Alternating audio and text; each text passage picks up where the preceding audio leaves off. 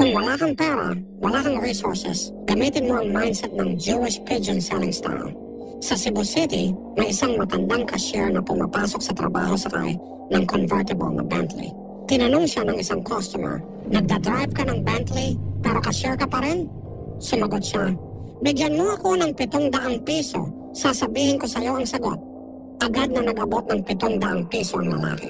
Sabi ng matandang babae, "Araw-araw, may mahigit 200 katao ang nagtatanong ng ganyan. Ngayon alam mo na kung saan galing ang Bentley ko." Pagkasabi niya, tumalikod na siya at umalis gamit ang kanyang Bentley. 2 araw matapos yon, nag-leave siya at pumunta sa White Beach, Boracay. Doon napansin niya ang isang magandang babae na tila magpapakamatay. Nilapitan niya ito at kinausap.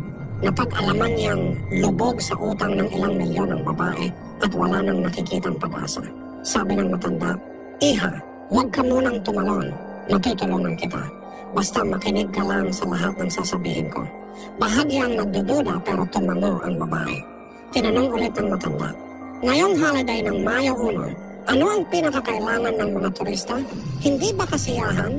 Lalo na ang mga magulang na gustong i-enjoy ng mga anak nila ang bakasyon, ilang pisong laruan lang, bibilhin agad.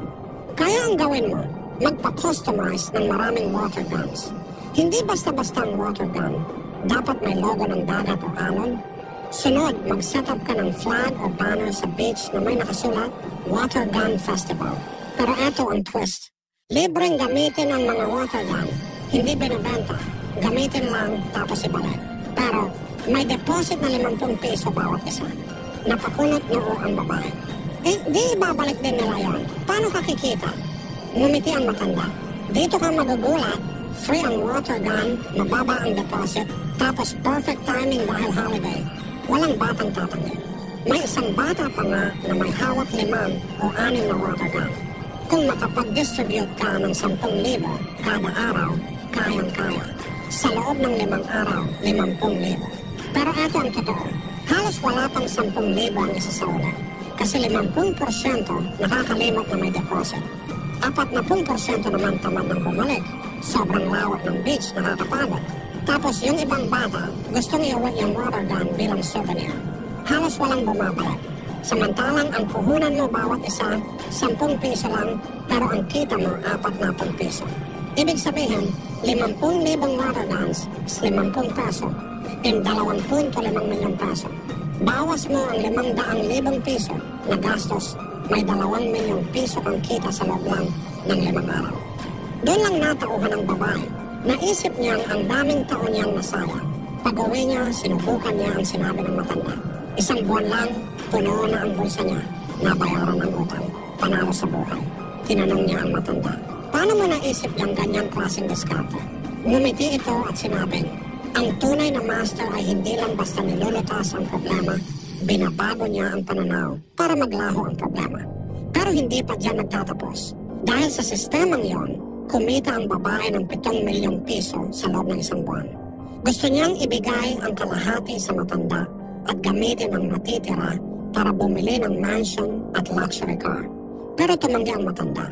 Sabi niya, "Tumira ka muna sa 5-star hotel na may 20,000 piso monthly package. Araw-araw may 40 plus buffet dishes, libre ang tubig, kuryente, parking. May housekeeping pa, laundry, bagong bedsheet. Hindi mo kailangang magmay-ari ng kahit ano para mabuhay ng marangya." Nagulat ang babae. "Paano mo naiisip yung ganitong klaseng lifestyle?"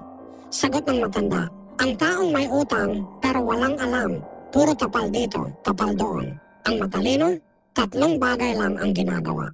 Kung ikaw ay may utang na ngayon, walang pera, walang koneksyon, hindi alam paano magsimula, at araw-araw nalulunod sa kaba o desperasyon, paano ka kikita ng 1 milyong piso sa loob ng 1 taon para mabayaran lahat? Sasabihin ko sa iyo ang isang sekreto. Hindi mo kailangang magtipid ng sobra. Hindi mo rin kailangang sumabak agad sa investment. Kahit ubos lagi ang sweldo mo o nababaon ka sa utang, makakakuha ka pa rin ng 7 dagitang income bago matapos ang taon. Bakit? Kapag mahirap ang taong may utang ng 50,000 piso, panik agad. Pero yung mayaman kahit may utang na 50 milyong piso, chill lang. Ang kulang sa mahirap, hindi lang pera, kundi katotohanan na hindi kailanman sasabihin ng mayayaman sa kanila. Kung ilalagay mo ang pera at buto sa harap ng aso, ang pipiliin niya ay buto kasi hindi niya alam na ang pera ay pwede bumili ng maraming buto. Sobrang tindi ng katotohanan yan.